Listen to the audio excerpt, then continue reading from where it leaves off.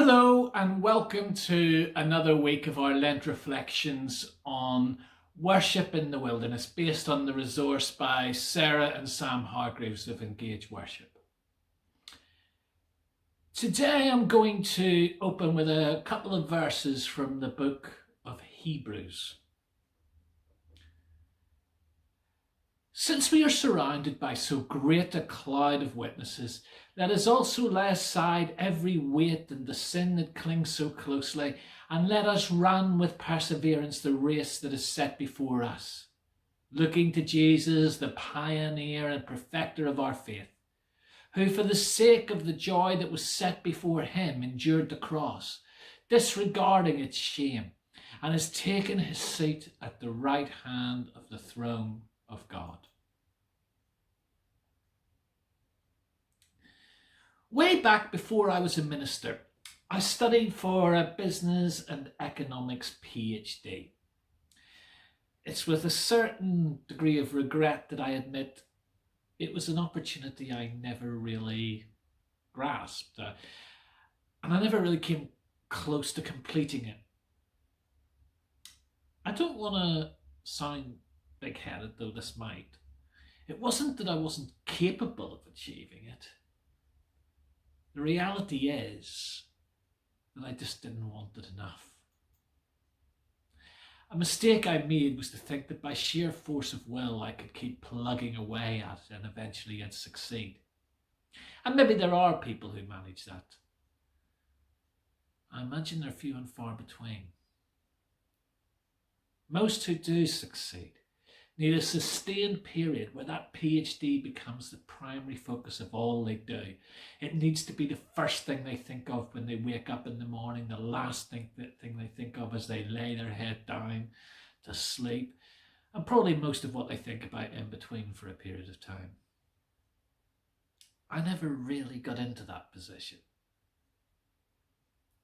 If you're going to achieve something like that, in fact, if you're going to achieve pretty much anything worthwhile in life, you really need to make sacrifices.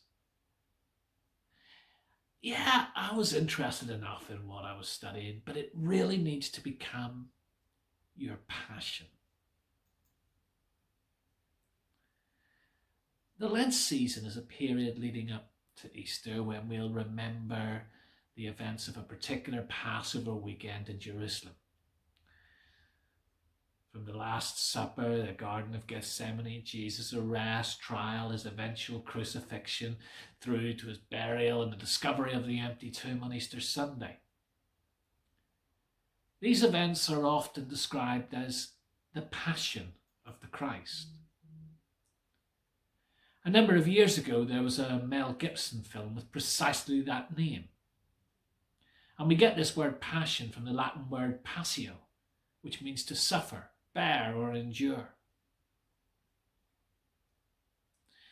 But as I've already suggested, we use the word quite different in everyday English. It speaks of a great love, something to which we are devoted. He has a real passion for Shakespeare. She has a real passion for chemistry. However, the two ideas are linked. For a measure of whether we are truly passionate about something is whether we're prepared to make sacrifices for it. What are we prepared to endure? Maybe even whether we're prepared to suffer for it. This is the same of the God we encounter in Jesus. Towards the back of our Bibles is a letter, actually it's more of a sermon manuscript really, called Hebrews. In one chapter, chapter 11, we get a great big list of people who are viewed as heroes of the Old Testament faith. We quite often sing a song based around that chapter. By faith we see the hand of God. It speaks of people who truly believed that God had a great plan and purpose for the world, and that his plans and purposes were good. So that even when it got tough, they were prepared to throw their lot in with God in order to see those plans and purposes come true. They shared God's passion for the world. and so they endured. They all played their part in carrying a story of God's promises, God's hopes and plans for us down through the generations. But the one who truly made it possible was Jesus, who for the joy that was set before him endured the cross, scorning its shame, and sat down at the right hand of God. The cross was a brutal way of executing people. It was designed to kill someone with the maximum amount of pain for the maximum amount of time, with the maximum amount of humiliation. But Jesus scorned the shame and endured it. He was prepared to go through his passion because of his and God's great passion.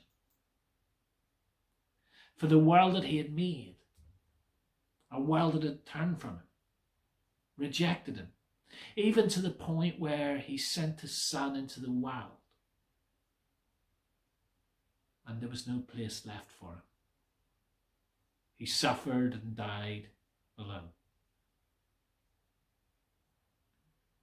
What was the joy that was set before him? That we might be drawn back into relationship with God.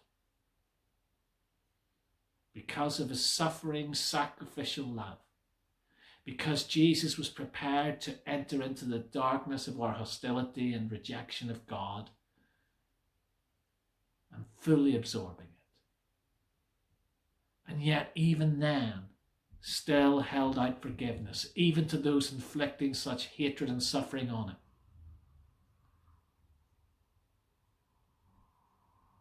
And because of all that, we can know that God's door is always open to those who will come to him and trust in him.